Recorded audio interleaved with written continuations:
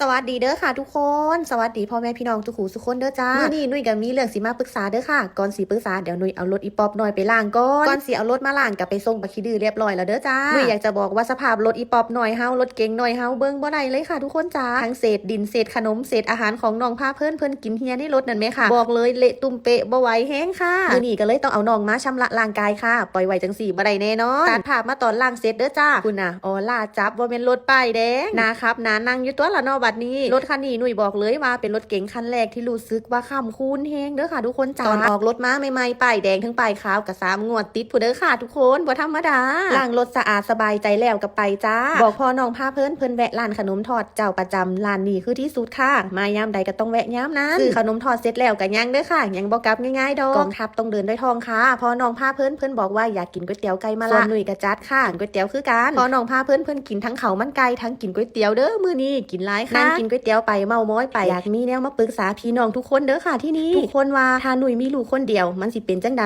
คือช่วงนี้หลายคนก็เชียร์เนาะค่ะอยากให้หนุ่ยมีลูกอีกแน่อยากให้น้องพาเพิ่นมีหมู่เลนแต่หนุ่ยกับพ่อน้องพาเพิ่นคุยกันแล้วเด้จ้าว่าอยากมีลูกแค่คนเดียวเพราะการเลี้ยงเด็กน้อยคนนึงมันเหนื่อยอีหลีเด้ค่ะทุกคนจ้าค่าใช้จ่ายกับอีกส่วนนึงเนาะแต่ความเมื่อยนี่ติค่ะบอกเลยยืนหนึ่งการใส่เงินเกิดคือกันค่ะทุกคนจ้าเมิดหลายแฮงเพราะว่าหนุ่ยกับพ่อน้องพาเพิ่นน่ะเลี้ยงลูกกันเอง2 คนจ้าบ่มีไผเบิ่งซอยเลยไปเฮ็ดงานข้างนอกว่าเมื่อยแล้วหนุ่ยบอกเลยเลี้ยงลูกนี่เมื่อยแบบ10 เทื่อเลยเด้ค่ะหนุ่ยก็เลยตัดสินใจว่าอยากมีคนเดียวเฮาสิได้แบบดูแลน้องพาเพิ่นแบบได้เต็มที่อีหยังประมาณนี้แม่ค่ะได้คุยกับพ่อน้องพาเพิ่นว่าแบบนี้แต่ก็อยากถามความคิดเห็นของพี่น้องเบิ่งค่ะว่ามีลูกคนเดียวนี่มันดีบ่หรือว่าแบบใดหรือข้อเสียแบบใดใครมีประสบการณ์มีลูกคนเดียวหรือมีลูกหลายคนแชร์ให้หนุ่ยฟังได้เด้อค่ะหนุ่ยยอมรับทุกความคิดเห็นเลยจ้าอยากเอาเก็บไปไว้คิดเบิ่งคือกันสำหรับมื้อนี้ไปแล้วเด้อจ้าฝากกดไลค์กดแชร์เป็นกำลังใจให้หนุ่ยนำเด้อค่ะสวัสดีค่ะไปแล้วค่ะบ๊ายบาย